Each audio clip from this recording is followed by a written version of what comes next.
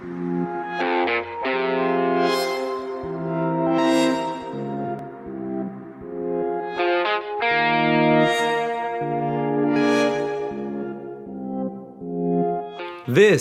is the M3D Micro, a $349 3D printer that is supposedly the world's first truly consumer printer. It originally started out as a crowdfunding campaign on Kickstarter in 2014.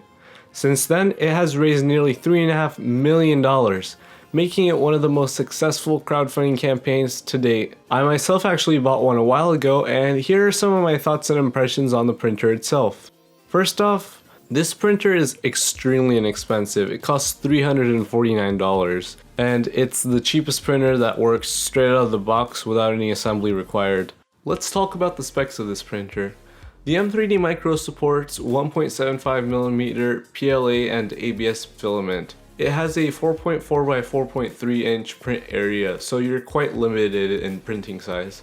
The M3D Micro prints at a minimum layer height of 50 microns. In comparison, the MakerBot Replicator 2 prints at a minimum layer height of 100 microns. The X and Y resolution of the M3D Micro is 15 microns, while the Replicator 2's is 11 microns.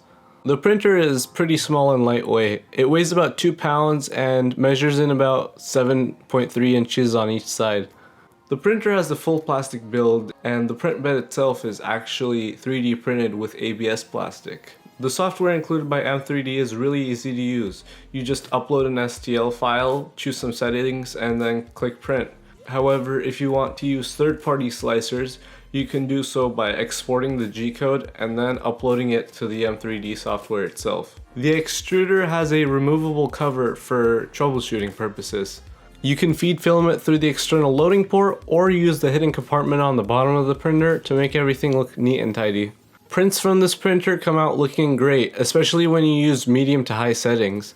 When printed at the highest settings, I can barely see any of the layering and you get very solid, sturdy builds. However, move on to the lower settings and you'll find that your prints will come out looking much more crumbly and weak and not as aesthetically pleasing as ones printed from higher settings.